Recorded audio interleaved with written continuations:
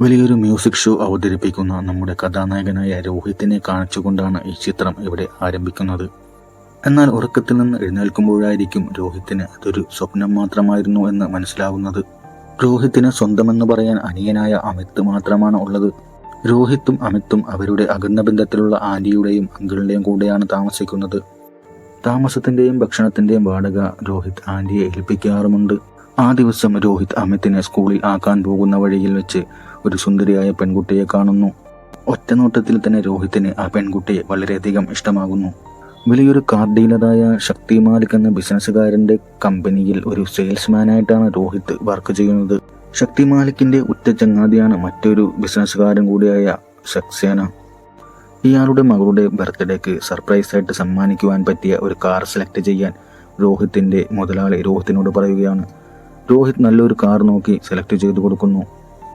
രോഹിത് വഴിയിൽ വെച്ച് കണ്ട ആ സുന്ദരിയായ പെൺകുട്ടിയായിരിക്കും സക്സേനയുടെ മകളായ ബർത്ത്ഡേ ഗേൾ.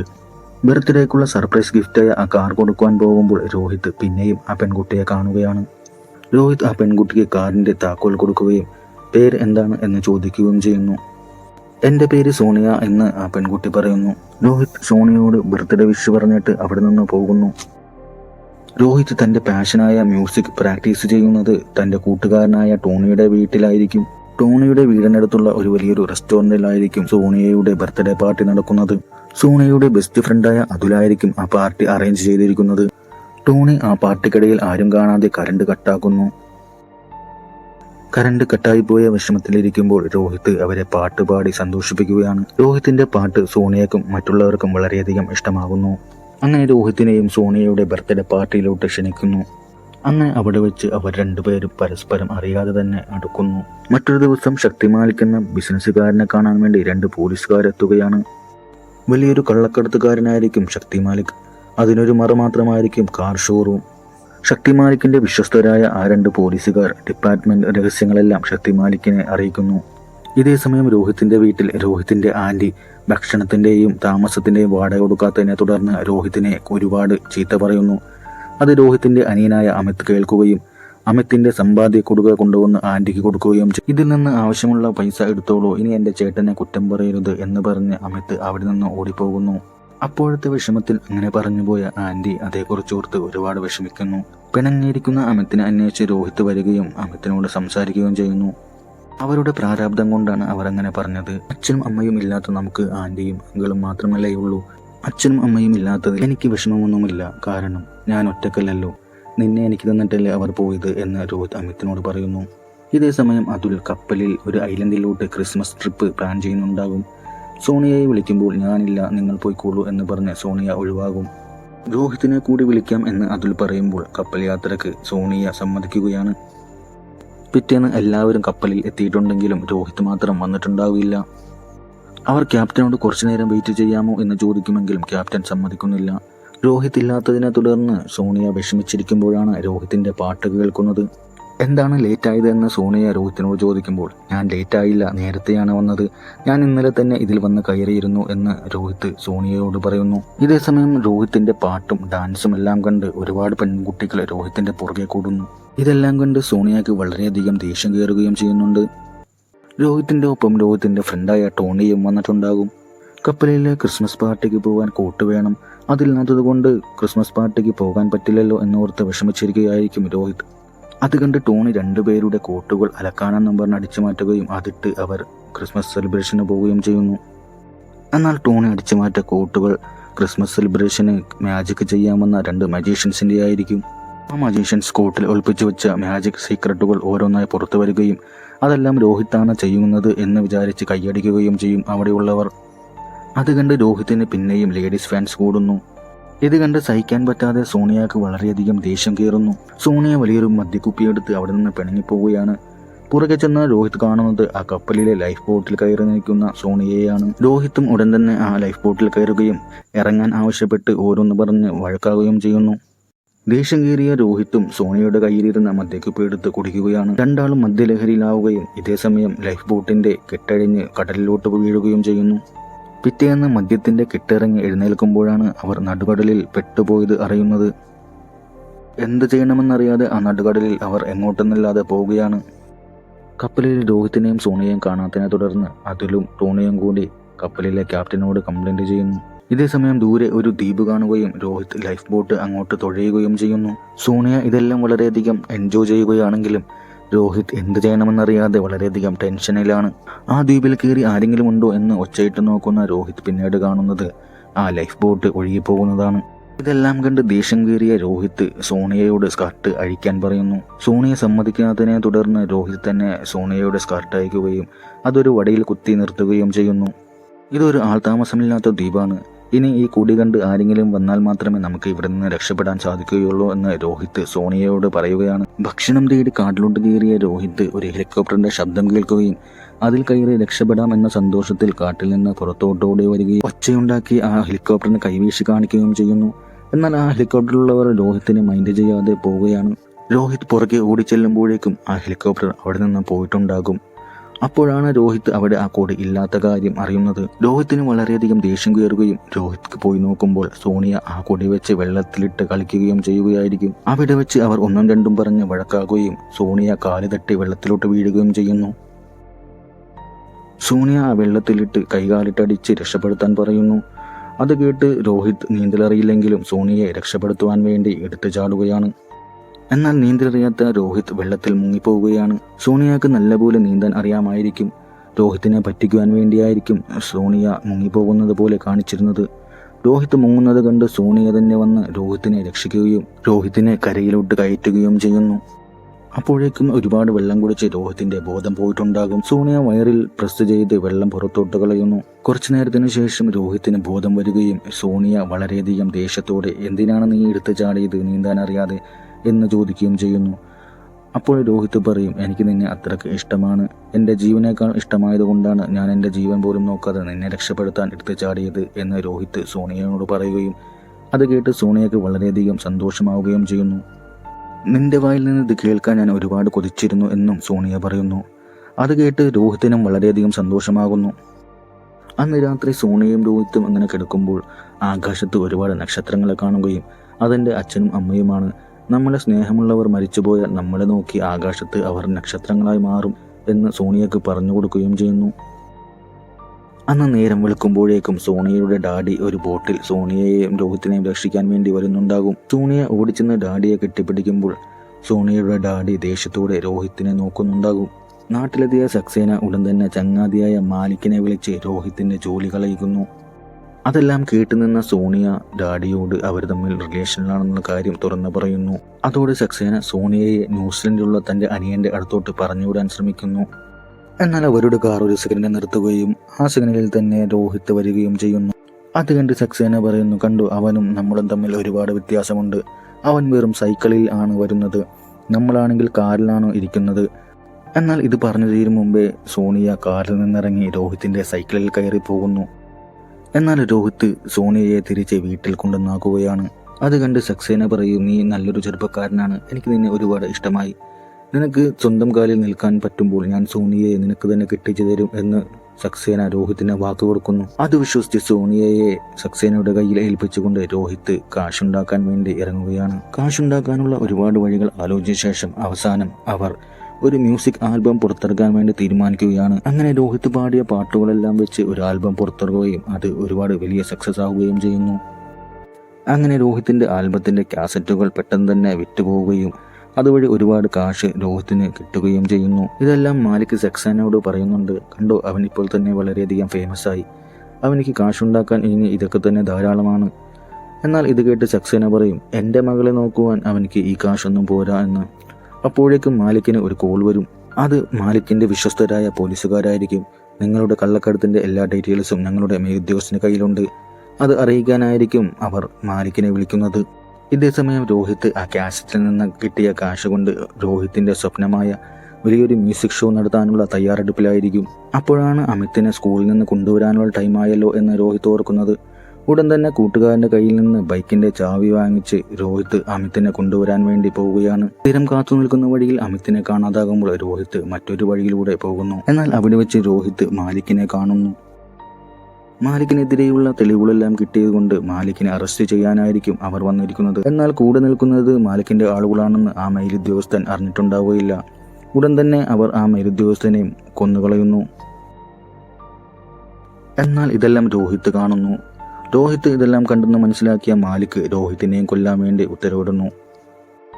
രോഹിത്തിന് നേരെ ഒരുപാട് വെടിവെച്ചെങ്കിലും രോഹിത് അതിൽ നിന്നും രക്ഷപ്പെട്ട് അവിടെ നിന്ന് ബൈക്ക് എടുത്തുകൊണ്ട് പോവുകയാണ്. അപ്പോൾ തന്നെ മാലിക് അവരുടെ കള്ളക്കടത്തിന്റെ നേതാവായ സക്സേനയെ വിളിച്ചു പറയുന്നു രോഹിത് എല്ലാം കണ്ടുവെന്ന്.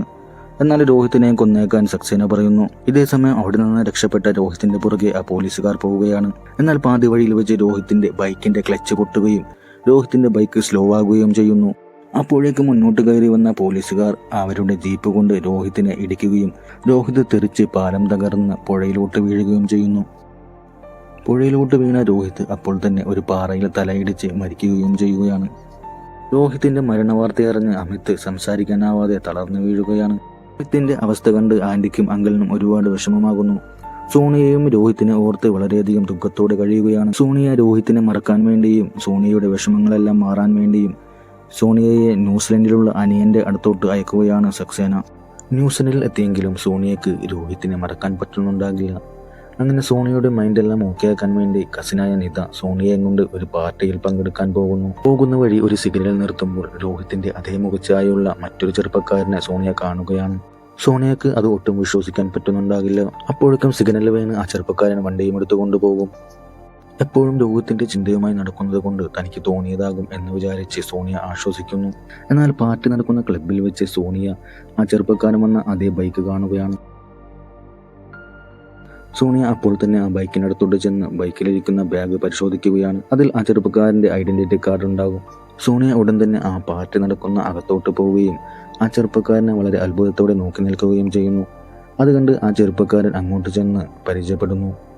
സോണിയ അപ്പോഴും ഒന്നും മിണ്ടാതെ ആ ചെറുപ്പക്കാരൻ തന്നെ നോക്കി നിൽക്കുകയാണ്. അപ്പോഴാണ് നിത അങ്ങോട്ട് വരുന്നത്. ആ ചെറുപ്പക്കാരൻ നിതയുടെ ഫ്രണ്ടായിരിക്കും. നിത സോണിയക്ക് ആ ചെറുപ്പക്കാരനെ പരിചയപ്പെടുത്തി കൊടുക്കുന്നു. ഇത് എൻ്റെ ഫ്രണ്ടാണ്, പേര് രാജ്. അത് കേട്ട് സോണിയ അപ്പോൾ തന്നെ അവിടെ നിന്നും പോകുന്നു. പിറ്റേ ദിവസം സോണിയ രാജിനെ അന്വേഷിച്ച് രാജിന്റെ വീട്ടിലോട്ട് പോകുന്നു. എന്നാൽ 2 തവണ കണ്ടപ്പോഴേക്കും രാജിന് സോണിയയോട് ഒരു ഇഷ്ടം തോന്നി തുടങ്ങിയിട്ടുണ്ടാകും. രാജ് വീട്ടിൽ നിന്ന് പോകുന്നതുവരെ സോണിയ പുറത്ത് കാത്തു നിൽക്കുന്നു. രാജ് വീട്ടിൽ നിന്ന് പുറത്തോട്ട് പോയ സമയം നോക്കി സോണിയ ആ വീടിനകത്തോട്ട് ചെല്ലുകയും രാജിന്റെ അമ്മയോട് സംസാരിക്കുകയും ചെയ്യും. നിങ്ങൾ എത്ര നാളായി ഇവിടെ എത്തിയിട്ട്? ഇന്ത്യയിൽ നിങ്ങൾക്ക് റിലേറ്റീവ്സ് ആരെങ്കിലും ഉണ്ടോ എന്നൊക്കെ ചോദിക്കുന്നു. രാജ് ജനിക്കുന്നതിന് മുമ്പ് തന്നെ ഞങ്ങളിവിടെ സെറ്റിൽഡാണ്. ഞങ്ങൾക്കിപ്പോൾ ഇന്ത്യയിൽ മറ്റാരും ഇല്ല എന്ന് രാജിന്റെ അമ്മ സോണിയയോട് പറയുന്നു. ഇതേ സമയം സോണിയയോട് ഇഷ്ടം തോന്നി തുടങ്ങിയ കാര്യം രാജ് നിതയോട് തുറന്നു പറയുകയാണ്. ഈ കാര്യം രാജ് ഉടൻ തന്നെ അച്ഛനോടും അമ്മയോടും പറയുകയാണ്. നിനക്ക് ഇഷ്ടമായെങ്കിൽ അതാരായാലും ഞങ്ങൾക്ക് ഓക്കെയാണ്, ഞങ്ങൾക്ക് എതിർപ്പൊന്നുമില്ല എന്ന് അച്ഛൻ രാജിനോട് പറയുന്നു. ഇതേ സമയം നിത രാജിന്റെ കാര്യം സോണിയയോട് അവതരിപ്പിക്കുകയാണ്. എൻ്റെ മനസ്സിൽ രോഹിത്തല്ലാതെ മറ്റാരുമില്ല എന്ന് സോണിയ പറയുന്നു. ആ സമയമാണ് രാജ് അങ്ങോട്ട് ചെല്ലുന്നത്. രാജ് പിന്നെയും സോണിയയുമായി പരിചയപ്പെടാൻ ശ്രമിക്കുന്നുണ്ടെങ്കിലും സോണിയ അവിടെ നിന്നും ഓടിപ്പോവുകയാണ്. എന്താണ് നിന്റെ പ്രശ്നം എന്ന് നിത സോണിയോട് ചോദിക്കുമ്പോൾ രാജും രോഹിത്തും കാണാൻ ഒരുപോലെയാണെന്നുള്ള സത്യം സോണിയ നിതയോട് തുറന്നു പറയുകയാണ്. നിത ഇതെല്ലാം രാജിനോട് പറയുന്നുണ്ടെങ്കിലും രാജ് അതൊന്നും വിശ്വസിക്കാതെ നിതയെ കളിയാക്കുന്നു. ഒരു വൈകുന്നേരം രോഹിത്തിനെ ഓർത്തിരിക്കുന്ന സോണിയയുടെ മുമ്പിലോട്ട് രാജ് വരുന്നു. രാജിനെ കണ്ട് സോണിയ ഓടിപ്പോകാൻ ശ്രമിക്കുന്നതിന് മുമ്പ് തന്നെ രാജ് സോണിയയുടെ കയ്യിൽ കയറി പിടിക്കുകയും തടഞ്ഞു നിർത്തുകയും ചെയ്യുന്നു.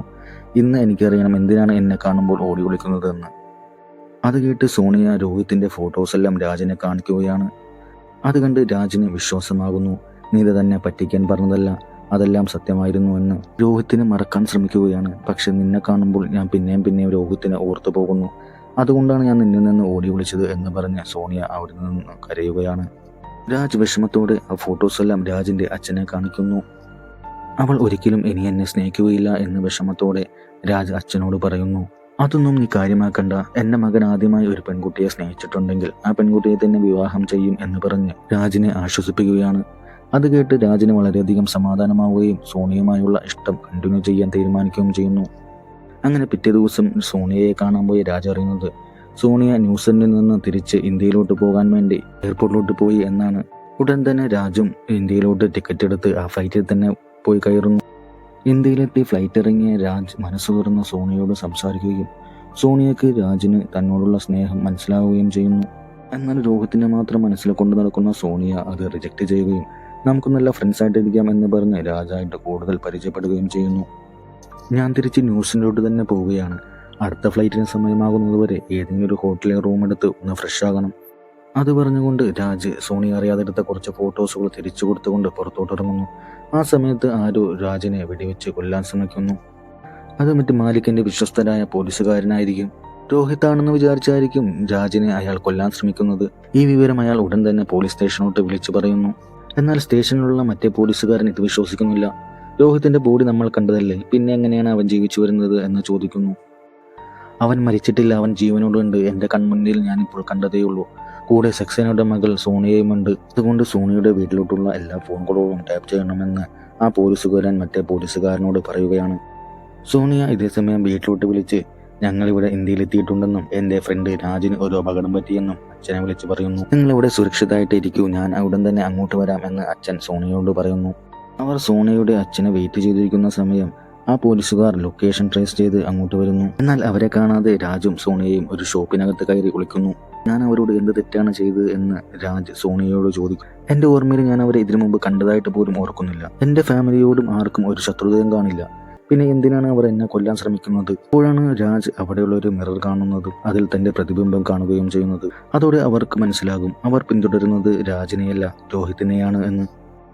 അതോടെ രോഹിത്തിന്റെ മരണത്തിലും രാജിനെ സംശയം തോന്നുന്നു. അതൊരു സാധാരണ മരണമല്ല, അതൊരു കൊലപാതകമാണ് എന്ന് രാജ് സോണിയോട് പറയുന്നു. അതേസമയം സക്സേന ആ പോലീസുകാരനെ ചെകിടത്ത് നോക്കി ഒരെണ്ണം കൊടുക്കുകയാണ്. മരിച്ചുപോയ ആളെ കണ്ടു എന്ന് പറഞ്ഞ് മറ്റുള്ളവരെ പറ്റിക്കുന്നതിന്. എന്നാൽ ആ പോലീസുകാരൻ ആണയിട്ട് പറയുകയാണ്, ഞാൻ അവനെ കണ്ടു, അവൻ മരിച്ചിട്ടില്ല, അവൻ ജീവനോടുണ്ട് എന്ന്. എന്നാൽ ആരും അത് വിശ്വസിക്കാൻ തയ്യാറാകുന്നില്ല. സോണിയയുടെ വീട്ടിൽ വെച്ചായിരിക്കും അവർ സംസാരിക്കുന്നത്. അപ്പോഴാണ് സോണിയയും രാജും അങ്ങോട്ട് ചെല്ലുന്നത്. സോണിയയും രാജും അപ്പോൾ തന്നെ ഒരു മരത്തിനും പുറകിൽ ഒളിക്കുന്നു. എന്നാൽ ആ പോലീസുകാർ പോലീസ് യൂണിഫോമിൽ അല്ലാത്തതുകൊണ്ട് അവർ പോലീസുകാരാണെന്ന് മനസ്സിലാവാതെ രാജും സോണിയയും പോലീസ് സ്റ്റേഷനിൽ കംപ്ലൈന്റ് കൊടുക്കാൻ വേണ്ടി പോകുന്നു. എന്നാൽ ആ സ്റ്റേഷനിലെ പോലീസുകാർ തന്നെയായിരിക്കും അവരെ കൊല്ലാൻ നടക്കുന്നതും. അത് മനസ്സിലാക്കിയ സോണിയയും രാജും ആ പോലീസിൽ നിന്നും ഇറങ്ങി ഓടുകയും ഒരു മരണത്തിന്റെ ഫ്യൂണറൽ പോകുന്ന ആളുകളുടെ ഇടയിൽ കയറി ഒളിക്കുകയും ചെയ്യുന്നു. അപ്പോഴാണ് രോഹിത്തിന്റെ ഫ്രണ്ടായ ടോണി രാജിനെ കാണുന്നത്. ടോണി അപ്പോൾ തന്നെ ഓടി വന്ന് രാജിനെ കെട്ടിപ്പിടിക്കുകയും എടാ നീ ജീവിച്ചിരിപ്പുണ്ടായിരുന്നു, ഞാൻ നിന്നെ ഓർത്ത് എത്രമാത്രം വിഷമിച്ചു എന്നൊക്കെ പറഞ്ഞ് കരയുകയും ചെയ്യുന്നു. നിന്നെ കാണാതായാൽ പിന്നെ നിന്റെ അനിയൻ ഇതുവരെ ഒരാളോട് പോലും സംസാരിച്ചിട്ടില്ല എന്നൊക്കെ ടോണി രാജിനോട് പറയുന്നു. ഇതേസമയം ആ പോലീസുകാർ രോഹിത്തിന്റെ ആന്റിയുടെയും അങ്കിളിന്റെയും വീട്ടിലെത്തുകയും അവിടെ മുഴുവൻ സെർച്ച് നടത്തുകയും ചെയ്യുന്നു. അതേസമയം തന്നെയായിരിക്കും രാജും സോണിയയും ടോണിയും കൂടി അനിയനായ അമിത്തിനെ കാണാൻ വരുന്നത്. എന്നാൽ പോലീസുകാരെ കണ്ട് അവരുടെ കണ്ണിൽപ്പെടാതെ രാജും സോണിയയും ഒളിച്ചിരിക്കുന്നു. അത് കണ്ട് ടോണി ചോദിക്കും, എന്തിനാണ് നീ പോലീസുകാരെ കണ്ട് പേടിക്കുന്നതെന്ന്. ടോണിയുടെ ചോദ്യം കേട്ട് സോണിയ എല്ലാ കാര്യങ്ങളും ടോണിയോട് തുറന്നു പറയുന്നു. അപ്പോഴാണ് അന്ന് ആ കടലിൽ പെട്ടുപോയപ്പോൾ രോഹിത് പാടിയ പാട്ട് രാജ് ട്യൂൺ ചെയ്യുന്നത് കാണുന്നത്. ഇതെങ്ങനെ നിനക്കറിയാമെന്ന് ചോദിക്കുമ്പോൾ രാജ് പറയും, അവനിതൊരു ബുക്കിൽ നോട്ട് ചെയ്ത് വെച്ചിട്ടുണ്ടായിരുന്നു എന്ന്. എനിക്കും കുറച്ചൊക്കെ മ്യൂസിക് അറിയാം എന്നും രാജ് സോണിയയോട് പറയുന്നു. അങ്ങനെ പിറ്റേ ദിവസം ടോണി ഒരു പാൽക്കാരന്റെ വേഷത്തിൽ അങ്കിളിന്റെ വീട്ടിലോട്ട് ചെല്ലുകയും നാളെ അമിത്തിനെ കൊണ്ട് അമ്പലത്തിൽ വരാൻ പറയുകയും ചെയ്യുന്നു. അങ്ങനെ അമിത്തിനെയും കൂട്ടി ആന്റിയും അങ്കിളും അമ്പലത്തിൽ വരുന്നു. ചേട്ടന് മരിച്ചിട്ടില്ല, ജീവിച്ചിരിപ്പുണ്ടെന്ന് എന്ന് അറിഞ്ഞ സന്തോഷത്തിൽ അമിത് രാജിനെ കെട്ടിപ്പിടിച്ച് കരയുന്നു. ആന്റിക്കും അങ്കിളിനും ഒരുപാട് വിഷമമാകുന്നുണ്ട്. കാരണം ടോണി എല്ലാ കാര്യങ്ങളും ആന്റിയോടും അങ്കിളിനോടും പറഞ്ഞിട്ടുണ്ടാകും. അപ്പോഴേക്കും അവിടെ പോലീസ് എത്തുകയും രാജും സോണിയയും അവിടെ നിന്ന് ഓടി രക്ഷപ്പെടുകയും ചെയ്യുന്നു. ഇടയ്ക്ക് വെച്ച് രാജും സോണിയയും വേർപിരിഞ്ഞ് രണ്ട് വഴിയിലൂടെ പോവുകയാണ്. സോണിയ പോലീസുകാരെ കാണാതെ ഒരു TV ഷോപ്പിൽ കയറി ഒളിച്ചിരിക്കും. എന്നാൽ സോണിയയുടെ ഫ്രണ്ടായ അതുൽ അത് കാണുകയും സോണിയയോട് കാര്യങ്ങളെല്ലാം ചോദിച്ചറിയുകയും ചെയ്യുന്നു.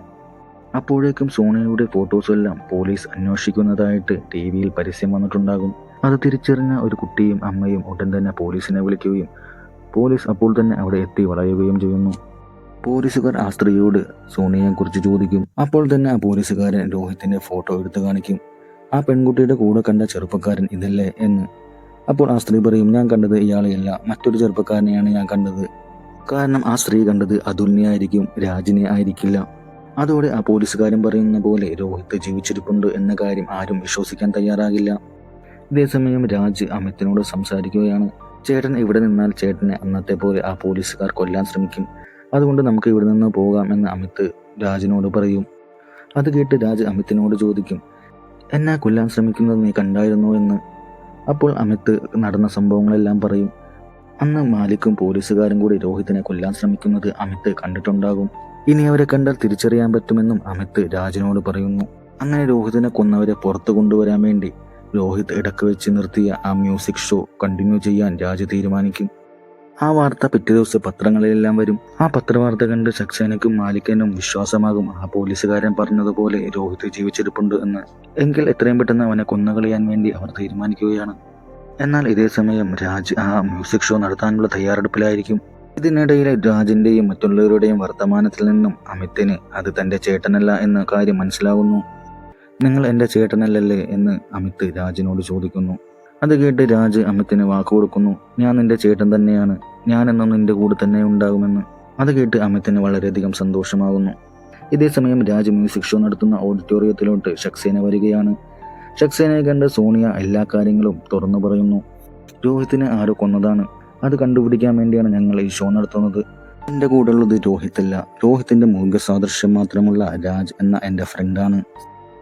അപ്പോഴേക്കും രാജിനെ കൊല്ലാൻ വേണ്ടി മാലിക്കും ടീമും വേഷം മാറി ആ ഓഡിറ്റോറിയത്തിൽ എത്തിയിട്ടുണ്ടാകും.